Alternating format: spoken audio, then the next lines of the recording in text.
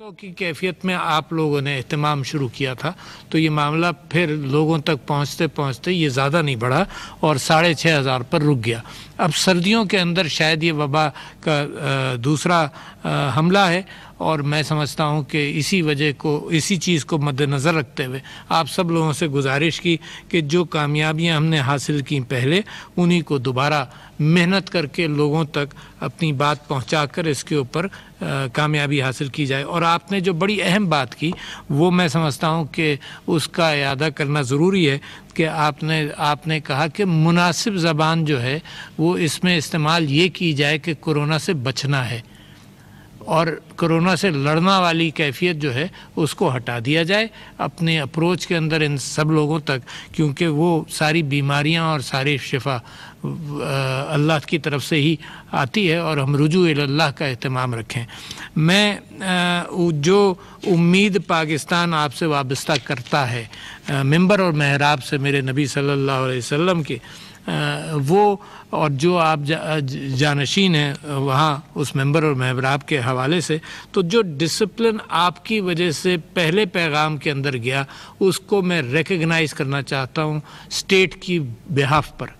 कि आप लोग जितने मुनज़्ज़म हैं, आप लोगों के कहने से जो माशरे में असरात मुरतब होते हैं उसका अंदाज़ा मुझे तो था ही मगर इस कामयाबी के बाद लोगों को भी हुआ। और मैं समझता हूँ उसी वजह से हम ये समझते हैं कि इन सारे मामलात के अंदर उलमा को साथ लेकर चलें। सिर्फ ये इशू नहीं है, सेहत के और बहुत सारे इश्यूज़ हैं जिसमें वहाँ से लीडरशिप मिलनी चाहिए। तो मैं ये भी इस बात का ज़िक्र कर दूँ कि नामूस रिसालत के एतबार से और OIC के रेजोल्यूशन के एतबार से जो रोल वज़ीर आज़म साहब ने प्ले किया है और OIC ने जो बयान दिया उसको भी यहाँ उलमा ने अप्रिशिएट किया। मैं जो आपके नुकात हैं और जो मेरे ज़रिए आपकी बात जो अब टेलीविज़न पर जा रही है उसमें मैं ये बात लोगों को बताना चाहता हूँ कि दूसरी लहर जो आई है कोरोना के हवाले से उस पर सारे उलमा ने तशवीश का इजहार किया और इस बात पर भी तशवीश का इजहार किया कि दूसरी लहर के दौरान लोगों की सीरियसनेस कम हो गई है। लोग इसको इतनी अहमियत नहीं दे रहे जितनी पहली वार्निंग के अंदर दी गई थी, तो इसकी वजह से परेशानी उलमा ने इस बात का इजहार किया। दूसरी बात ये कि ये भी तय पाया कि जुमे के इज्तिमाआत के अंदर और ख़ास तौर पर 4 दिसंबर को यौम दुआ मनाया जाएगा और रुजू इल्लाह की कैफियत को बरकरार रखा जाएगा, क्योंकि हम सब ये समझते हैं कि हमने एहतियाती तदाबीर की और अपनी मसाजिद खुली रखी और अल्लाह से रुजू रखा और दुआएं जो करते रहे तो अल्लाह ताला ने फिर आप लोगों ने सब ने मिलकर जो गरीब के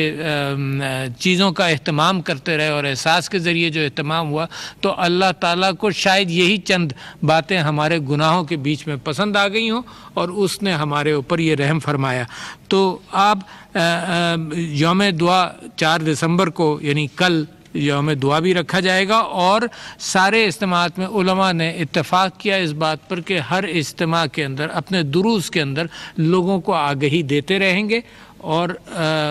सिर्फ इस बात की नहीं, सिर्फ अपने मसाजिद के अंदर तो एहतमाम SOPs का करेंगे जिसका मैं ज़िक्र करूँगा, बल्कि इस बात का भी क्योंकि आपके कहने से लोग बाज़ारों में भी एहतियात करेंगे, क्योंकि आपके यहाँ जो मसाजिद में आते हैं वो वही आदमी है जो बाज़ारों में अगर बदएहतियाती करेगा तो आप जो अपने दुरूस के दरमियान और खुतबात के दरमियान जो लोगों से इस बात की अपील करेंगे तो मामला ये होगा कि सारे माशरे पर इसका असर होगा। तो मैं मसाजिद के साथ साथ वो रोल मैं समझता हूँ आपका बहुत बड़ा है और उसकी अक्कासी उलमा ने की है।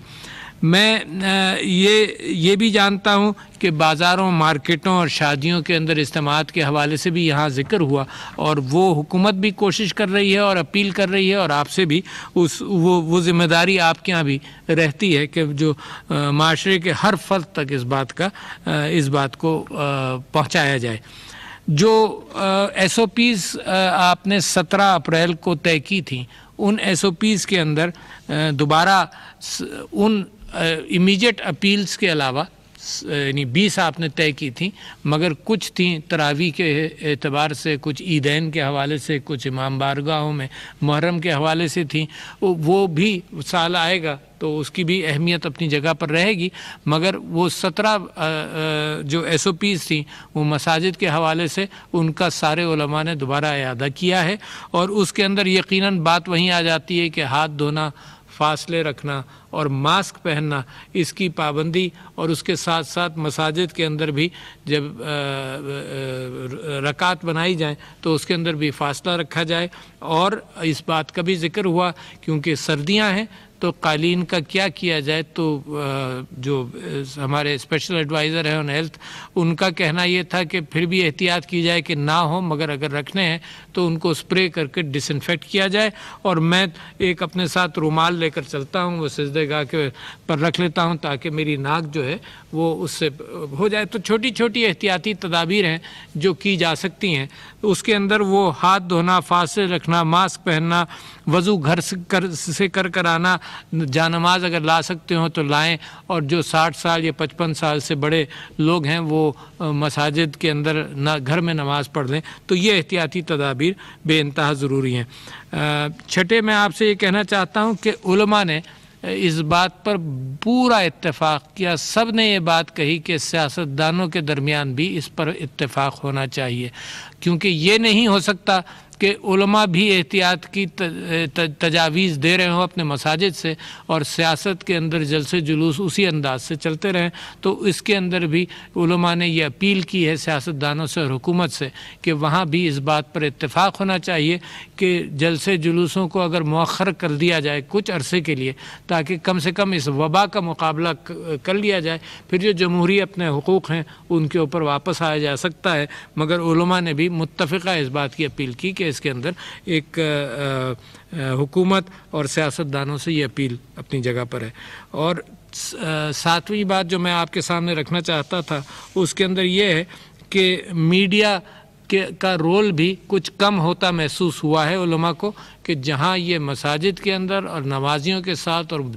دیگر مسلمانوں کے ساتھ آپ کی محنت ہے، تو ساتھ ساتھ یہ اپیل بھی ہے کہ میڈیا بھی اپنی لوگوں کی یاد دہانی کے اندر اس معاملے کو دوبارہ بڑھائے تاکہ اس وبا کا مقابلہ کیا جا سکے۔ اور آخری بات جو سب سے اہم ہے وہ میں آپ کے سامنے یہ رکھنا چاہتا ہوں کہ سارے علماء نے بالاتفاق جو کامیابی ہوئی ہے اس کے حوالے سے اس بات کا